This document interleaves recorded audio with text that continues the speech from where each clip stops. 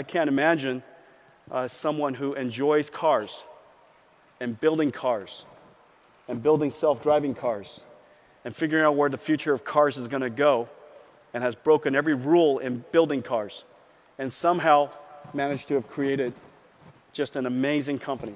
I still remember the first car I bought from him. My only question for Elon at the time was, are you going to be around to service this car if something happened to it? And he says, no, trust me. And look what happened. What an amazing achievement. I have all 3 versions of his cars. It just gets better and better. Not only does it get better and better, each version gets better and better. It just delights me to no end when I get an OTA in the morning. You know, and I read it and I go, oh, wow, all these features. I didn't even pay for it. I'm not suggesting that I'm willing to pay more for it, but ladies and gentlemen, please welcome Tesla's CEO, founder, Elon Musk.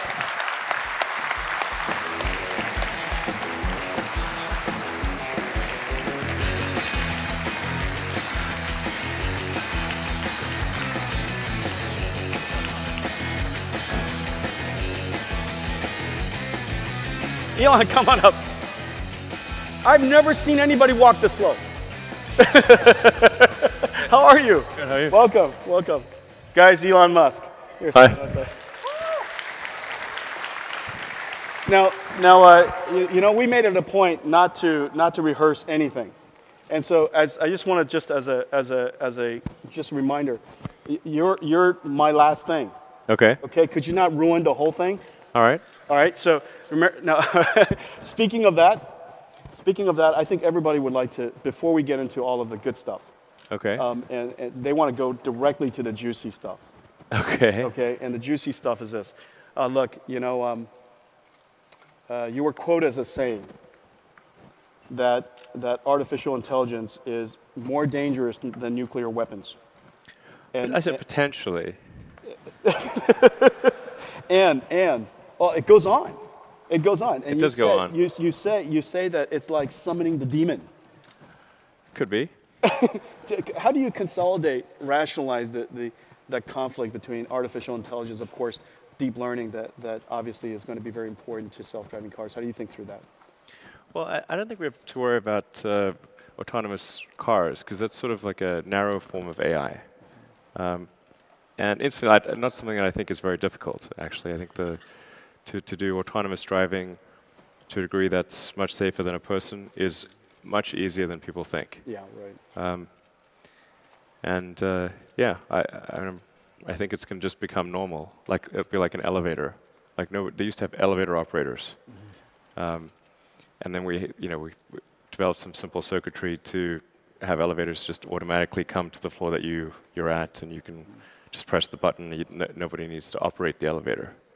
The car is just going to be like that. And the elevators these days are even smart. I mean, it knows where to position an elevator, so that if you were to need an elevator, it's pretty close to you. Cars in the future will be pretty smart about that too. Yeah, you'll be able to tell your car, like, take me home, go here, go there, anything, and it'll just do it.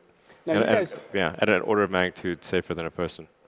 And in fact, in the distant future, I think it's probably going to be people may outlaw driving cars because it's too dangerous. Like you can't have a person driving a 2-ton death machine. Now, if we have the right type of intelligence in a car, we also don't have to make the cars that heavy. I would think. You know, cars are getting heavier and heavier, and it's got more and more stuff in it because it needs to survive all these incredible collisions and things like that. I wonder if we were to design cars that just simply don't collide as much. I wonder if we could relax on some of those laws and make cars more fuel efficient and lighter and better to drive. You could definitely do that. If you could count on not having an accident, then you can get rid of a huge amount of the crash structure and the airbags. We're a long way from that because there's always going to be for a very long time there'll be some amount of legacy cars on the road. And I think it is important to just appreciate the size of the automotive industrial base. Like, it's not as though like when somebody makes an autonomous car that suddenly all the cars will be autonomous. It's like there's 2 billion of them. Okay, so the total number of cars and trucks on the road is 2 billion and climbing. the capacity of car and truck production is about 100 million a year. So if tomorrow all cars were autonomous, it would take 20 years to replace the fleet, assuming the fleet stayed the same size. Arguably, it could get smaller if things are autonomous. But still, it's still maybe 15 years or something, and it's not all going to transition immediately. It'll take quite a while. So, and it's the same for electrification of cars. Changing that industrial base to be electric. I mean, if all cars were suddenly, if all cars produced were electric tomorrow, it would still take 20 years to replace the fleet. And right now it's less than 1%. So now you mentioned just now about self-driving cars being easier than people think. Now you have your vision of how to go from where we are today. Now my P85D has lane detection, and so it gets a little bzz, when I get close to a lane. Yep. It detects the speed signs, and it uses computer vision technology to do that. And that's today's ADAS.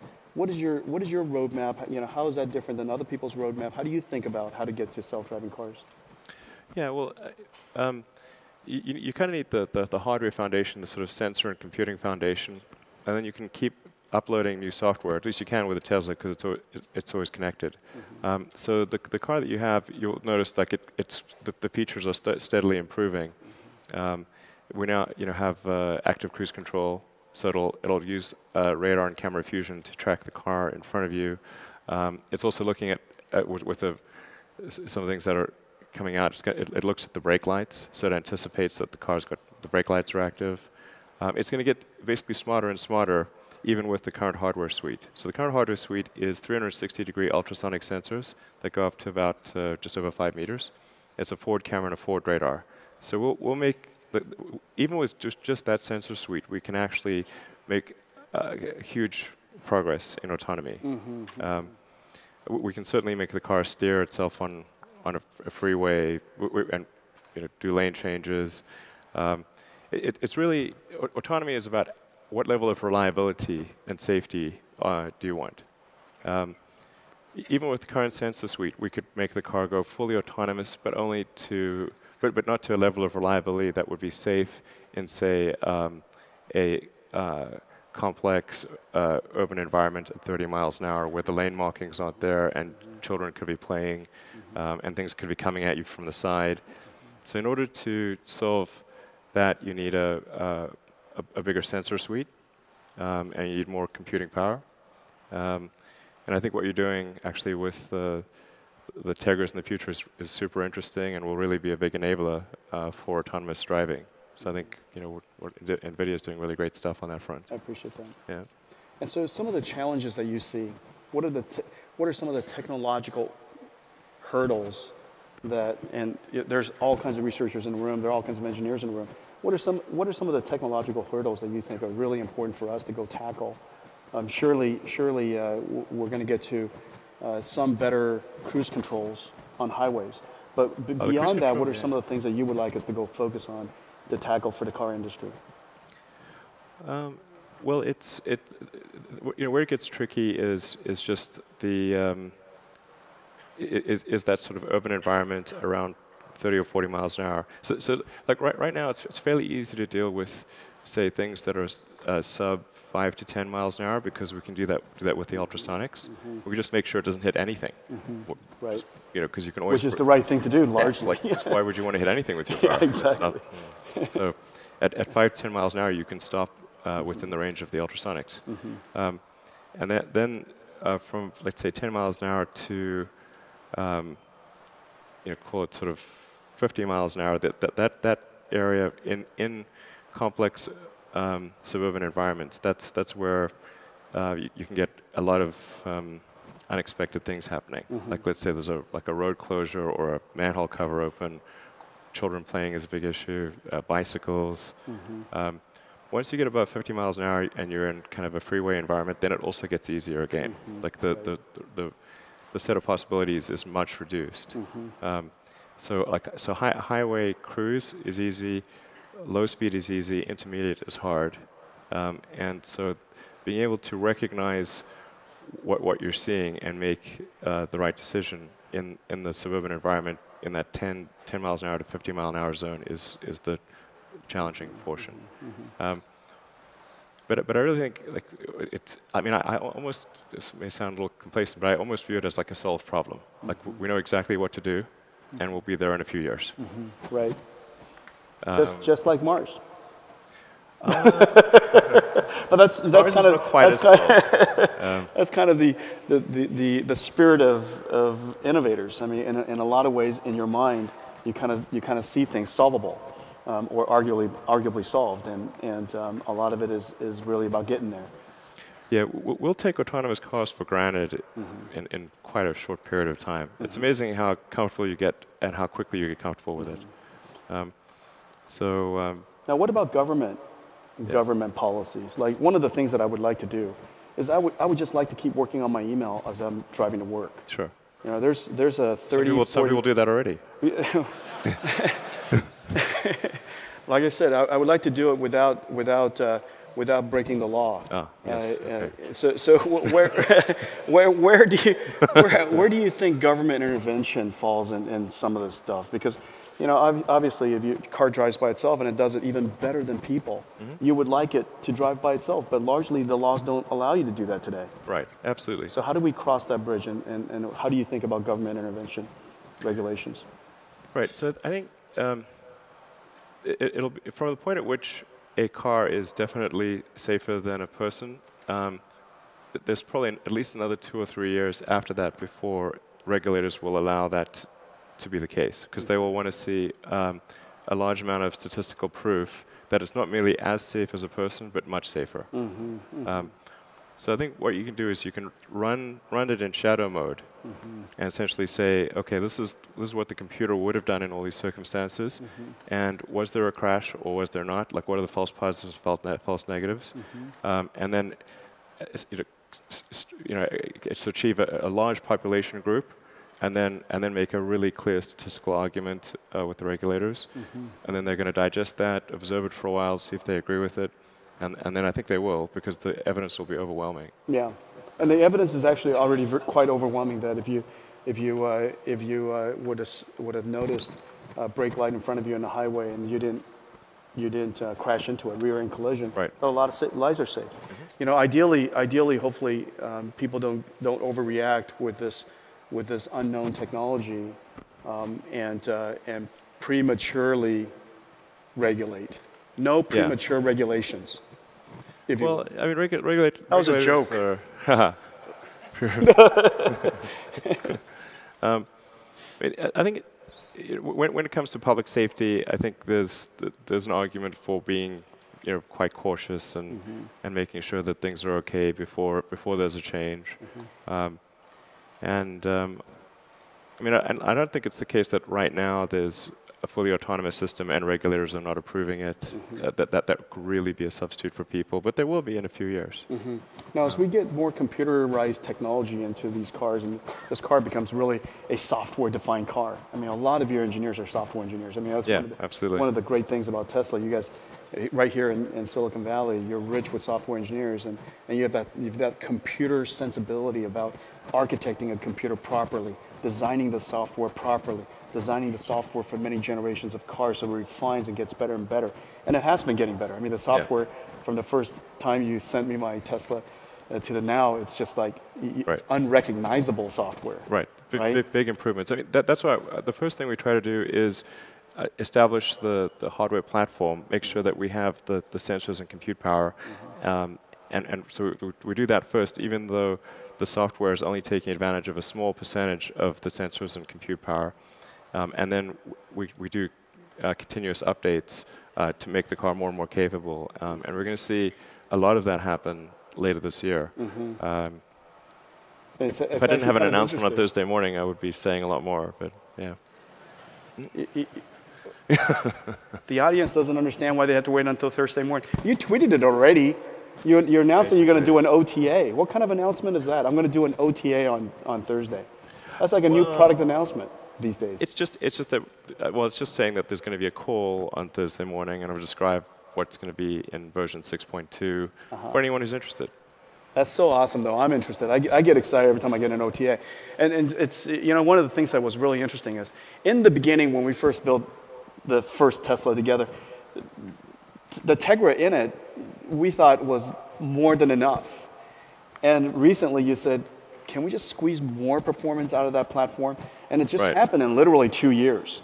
You know, several versions of your software updates, all of a sudden the computing platform is not powerful enough. Right. And it's because you want to add more features, and a lot of features these days are based on software. True. Yeah. And so one last question, and it has to do with, I guess, something that a lot of people are very concerned about, which is your car becomes a software platform, and software platforms get hacked. How do you think about that? How do you think about security, and what are some of the things that we could do to try to make the car more resilient to security attacks?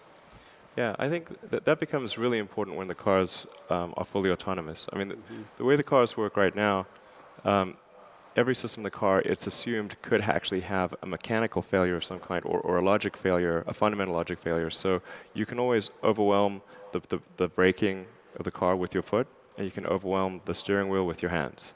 So, but when there isn't a steering wheel, or there isn't, you know, a brake pedal or something like, you know, many years from now, then it's really dangerous, you know. Because but even as it is right now, what we spend most of our time on is making sure that it's very difficult to do a multi-car hack.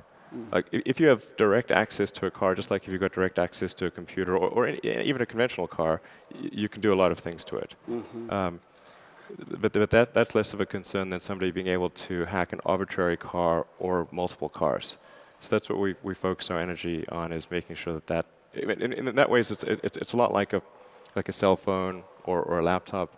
You know, you focus on making sure that they can't, or that it's very difficult for there to be any kind of system-wide hack. So we put a lot of effort into that, and we have third parties try to attack it. And then certain parts of the car at the very fundamental level, like the drive unit controller or the steering controller, have an additional level of security.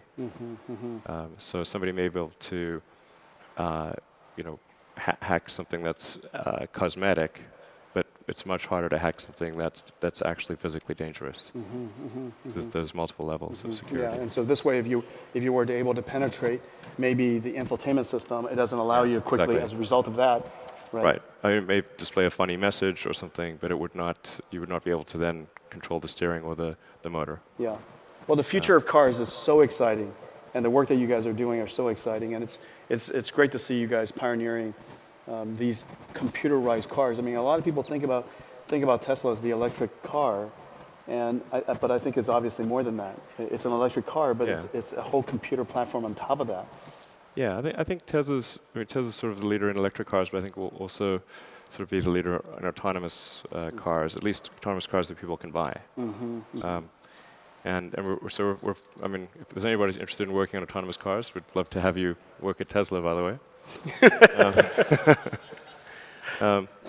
So we're going to put a lot of effort into automotive autonomous driving, because it's just going to be the default thing. Yeah. And it could save a lot of lives. Yeah, to save a lot of lives, and hopefully one of these days, it would be nice if NVIDIA's campus has no parking lot. Yeah.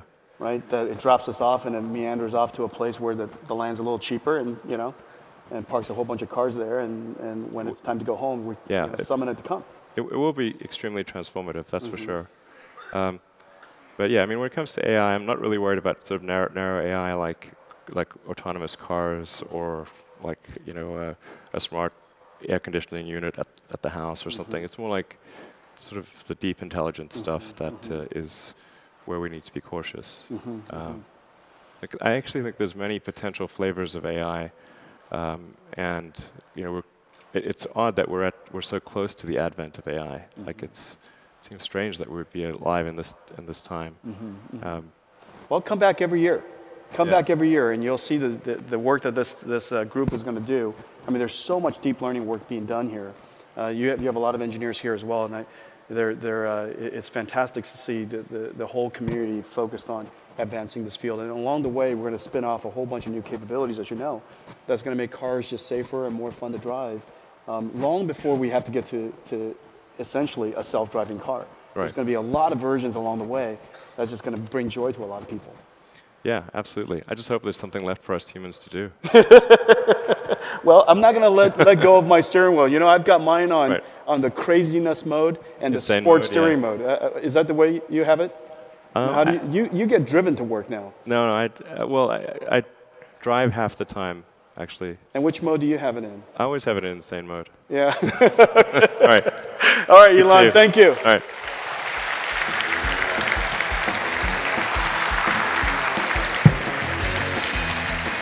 The engineer of engineers, Elon Musk. Okay, let me summarize very quickly. We announced 4 things today. We had really exciting show, really exciting event. A lot of it's going to focus on deep learning. You guys know why now. Deep learning is so important. Deep learning is so important to us. And the tools that we're going to create so that we can create the future together. First, I announced Titan X, the world's fastest GPU. I announced Digit's DevBox, a GPU deep learning platform so that data scientists could plug it in, get right to work. Pascal is going to be 10 times faster than Maxwell in deep learning as a result of 3 fundamental technologies on top of the Pascal architecture: 3D memory, mixed mode precision, and NVLink. Those 3 capabilities on top of the Pascal architecture will give us a 10x boost. And then I talked about the NVIDIA Drive PX, a developer's platform that enjoys the ability to bring deep learning to augment today's ADAS and start us down the journey of creating more exciting cars in the future. A deep learning platform for self-driving cars. Everybody have a great GTC. Thank you.